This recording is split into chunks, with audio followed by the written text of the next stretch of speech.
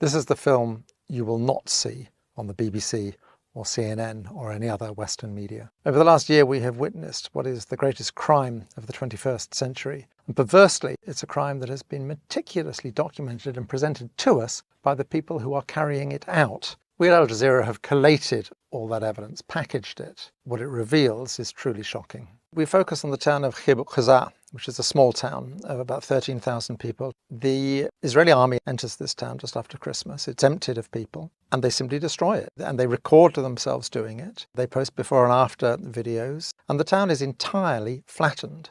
There is no precedent for this in the whole history of the Israeli army. We have become addicted to explosions.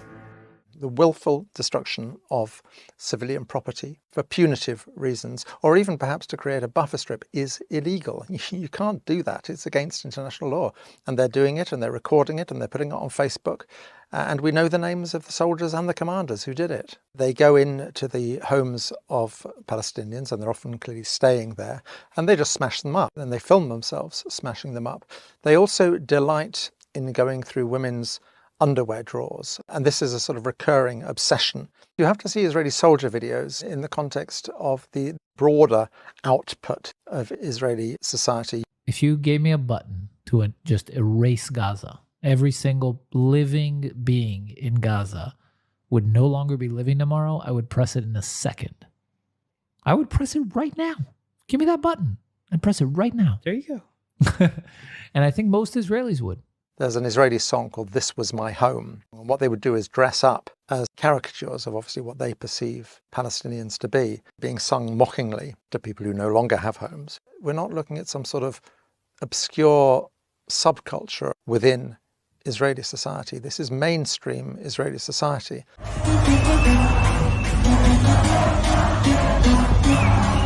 When people tell you who they are, believe them.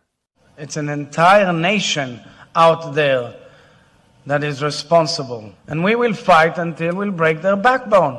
972 magazine carried a story about how the Israelis were using AI, artificial intelligence, for targeting. Essentially, they had a problem. They wanted a rate of strikes in the Gaza Strip, which human computation couldn't keep up with. They needed to use AI to identify these targets. They're using people's phones and their social media, any information at all they can scrape about them, and then they track them through their phones. So who are they talking to on their phone? Who are they simply near as they're carrying their phones around? And they have a little league table. And if you accumulate enough points, you can be killed. The terrifying thing is, how do you kill them? Where do you kill them? And they reached the calculation that it's much easier to kill people when they're at home, which is where the second bit of software kicks in, which is called Where's Daddy? The naming is indicative of a fairly dark sense of humour. They track you. Once Daddy is home, they can kill you, and of course along with anyone else who is in the house as well. It's astonishing what Israeli soldiers do put on film, but that raises the question of what they don't put on film. You very rarely see them actually fighting. Every now and then you'll see them all firing their guns, but usually pretty clear there's no incoming. On the other hand, what you see a great deal of is them dressing up in women's underwear. Has Israel managed to destroy Hamas? I would point to a really simple, common sense thing. Israeli soldiers have posted thousands of videos online. The IDF, the Israeli army, repeatedly posts videos online. Scour those videos for the bodies of dead fighters, and there's remarkably few. I remember 20 years ago in Afghanistan when the Taliban fell, before the age of social media, and I remember making films about that, footage with piles of corpses. It's extraordinary how few dead Hamas fighters we are seeing. Another extraordinary facet of this conflict is the repeated attacks on hospitals. They have assaulted every single one of the 36 hospitals in the Gaza Strip. We have the films of Mohammed al-Halu, a remarkable young journalist who really chronicled the whole story of the Nasser hospital. The Israelis are very keen to drive people taking refuge in the hospital out, to force them further south. They send a messenger into the hospital to order the people there to leave, and they use a detainee And they've made it quite clear to him, they know who his mother is, where she is, and that she will be killed if he does not return. So he does return. They send him back because the people still aren't leaving. People aren't leaving because they don't trust the Israelis. One of the few people who does leave is his mother. She follows him out with a small group of other people, and he's killed in front of her eyes, having used him as a messenger, as a human shield, effectively. They simply shoot him. They shoot him 3 times in front of her eyes and kill him. What is extraordinary about so many of the soldiers' videos is the sense of impunity they have. One particular video is the 202nd paratroopers. When they left Gaza, individuals within that unit put together a video. It's like a commemorative video, and it's edited and it's set to music and so on. It's been up on YouTube now for 6 months. It includes 3 men, separate incidents, men who are shot by snipers. They are putting up the killing of people who are clearly unarmed. And for soldiers to post this in their own names shows a sense that they simply don't have to account for their actions at all. Deaths by snipers are very common in the Gaza Strip, and it's not just adult men. There's a particular shot of a child, a young boy, who was shot at the gates of the Nasser hospital. It's then too dangerous to collect the body. If you're a sniper, you know who you're shooting. You've got very good sights and you know perfectly well what you're looking at. Mohammed al-Helou, he is almost killed numerous times. One of the occasions is he's shot. He's wearing a flak jacket. They've actually managed to hit the thing that says press. One of the dreadful things about working as a journalist and as a human rights worker during this conflict, not only do you not have sort of immunity, as it were, you are positively a target. As Western journalists, we sometimes work in very hairy situations and we face danger and so on. What we don't generally wrestle with is the perpetual fear that they're going to murder our children. And in fact, on a number of occasions, they have murdered the families of Al Jazeera journalists. It's shameful that the international journalistic community has not stood up more, not just for Al Jazeera, but for all those other journalists who have been killed in the Gaza Strip. Well over 10% of all journalists in Gaza have lost their lives since this conflict began. The usual mortality rates expected of infantry soldiers is less than 5%. So we're talking about absolutely shocking levels of loss of life. Detainees are clearly abused when they are first taken prisoner. We've all seen the images of them stripped to their underwear. It's clearly designed to humiliate. We gathered accounts in the Gaza Strip of people being beaten. We have a picture of one man who had a Star of David carved into his back. In a way, for many, this is just a prelude to when they're taken into Israel to these detention centres. In our film, we have one grotesque eyewitness account of a dog being used to rape someone. فجأة جردوه من ملابسه السفلية. إجا كابتن كان موجود. جاء زي وضع مادة حاجة على مؤخرة الشاب وأطلقوا كان في كلب موجود أطلقوا عليه الكلب كلب هذا كيف أقول لك مش مارس الجنس اغتصب الشاب اغتصبوه في معنى الكلمة. UN report at the end of June identified 53 individuals who have been killed in Israeli detention. There's a report on Israel's Channel 13 broadcasting to the world, advertising the fact, celebrating the fact that these men spend 24 hours in complete darkness with a single hole for a toilet, in handcuffs, chained together with leg cuffs. The whole focus of the report is clearly the Israeli public, and what they're trying to stress is how badly these people are being treated, because clearly the political issue within Israel is whether they're not being treated badly enough.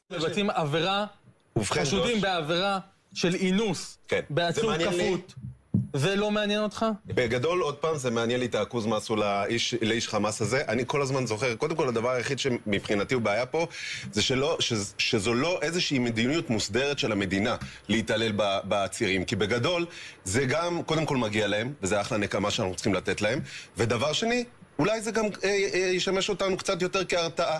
No one can hide here. No one can pretend they didn't know what was happening, because the Israelis were shouting it in our faces. Human shields are an enormously important topic, and it's an absolute indictment of Western media, the way this is covered. The idea that Hamas, the Qassam brigades and so on, used the civilian population as human shields. There is no evidence that they are positively using them as human shields, in the sense that they're hiding behind them, not allowing them to leave or not telling them that they're there. A second point about that as well. What is there about Israeli behaviour over the last year that would lead anyone for a moment to think that the presence of civilians would lead them to hold their fire. There's absolutely nothing to suggest that they would respect the fact that there are civilians in the way and therefore not shoot, which means that it would be utterly pointless for Hamas. I've looked at the Qassam Brigade's own combat videos, which are a stark contrast to the videos that the Israeli soldiers put online. There's over 300 of them, and they very often show successful attacks on tanks and other armoured vehicles. These attacks all take place in desolate, abandoned landscapes. I have not seen a single civilian. Now then there is the secondary point. The UN, international and Israeli human rights organisations have found the Israelis to be guilty of using human shields. In the film we have footage of this. You can see it. There they are, hiding behind people, resting their guns on their shoulder. They've got a man and he's being forced to go and inspect empty buildings, open the doors and so on, so that if they're booby-trapped or if there's an ambush, he will get it. It's clearly absolutely systematic. Now, the fact that the entirety of Western media and the Western political class continues to trot out this mantra about it being Hamas that hides behind human shields, when all of the abundant evidence suggests precisely the opposite. The Israelis today saying that Hamas use Palestinians as human shields, do they? Killing the victims, then blaming the victims for killing themselves. I mean, what is this logic? Palestinian groups take their own people hostages. This is racism. This is sickness. The appalling caliber of the journalism is just absolutely shocking. Israeli behaviour is dependent on the indulgence of the West. We use some of Matt Kennard's reporting in Declassified UK. Matt has done an awful lot of work exposing the role of RAF at Kriteri, a place most British people probably haven't heard of, but we still own a chunk of Cyprus, and on it we have a bloody great Air Force base. And it is clearly playing a vital role in this conflict. Right from the beginning of the conflict, you had huge military transport planes flying to Israel, numerous surveillance flights in the air for 6 hours at a time, sent from RAF Akrotiri in Cyprus over the Gaza Strip. And the suspicion would be that they are providing targeting information to the Israelis. Already by March, they'd accumulated 1,000 hours of surveillance footage over the Gaza Strip. The government is not providing a satisfactory explanation of what all this footage is being used for. Will he also explain what role, legally or otherwise, Britain has played in overflying Gaza with surveillance aircraft and the use of RAF Akrotiri as a staging point for aircraft going to Israel, which many people believe are carrying weapons that are used to bomb Gaza? I am very comfortable with the support that we give to Israel, and I won't comment on operational issues. The double standards of Western media, of Western politicians, are just breathtaking. I mean, you just have to look at David Lammy and Keir Starmer's response to the Iranian attack on Israel, which didn't actually kill anyone.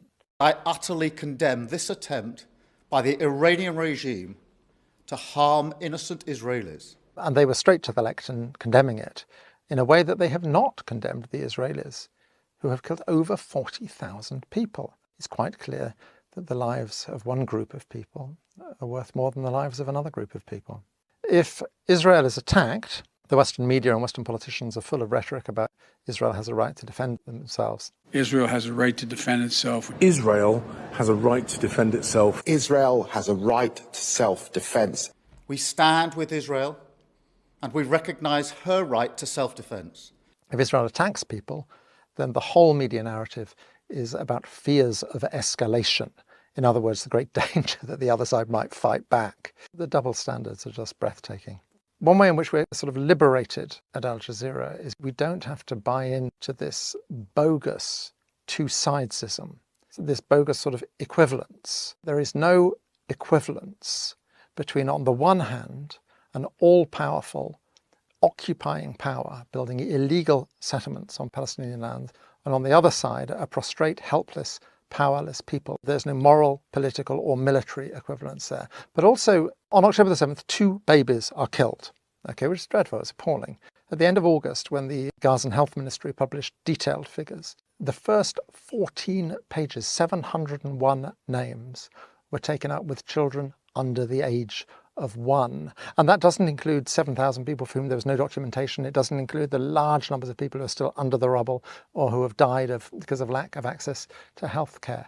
It's very, very likely that in the end, the total number of dead and injured in the Gaza Strip will be more than 250,000 people. There is just no comparison between the two. Now, if, as for example the BBC often does, you achieve balance by having two stories in your evening news report.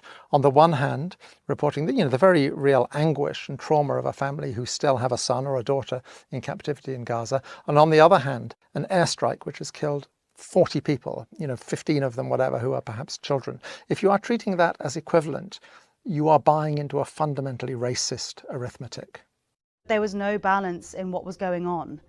Israeli spokespeople who we did have on were given a lot of free rein to say whatever they wanted with very little pushback. Babies were set on fire.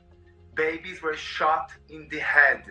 Whereas any Palestinian guest was asked to condemn Hamas. But I want to ask you specifically about Hamas's actions today. Do you support them? Israel has a right to defend itself. That was the editorial line that was drilled into us, into all of our coverage. To a guest talking about, Israeli airstrikes killing Palestinians in Gaza, that would be the response from our presenters. Denying access to food is collective punishment, and that we should all be clear in saying that. Israel will argue, obviously, that it has a right to defend itself. People were terrified of using the word genocide in coverage. They still are. You will very rarely see it in any BBC coverage. And if an interviewee says the word genocide, this is a genocide happening in front of our eyes. That word is, as you know, incredibly emotive, and the Israelis, as you know, will be saying that they are targeting Hamas only.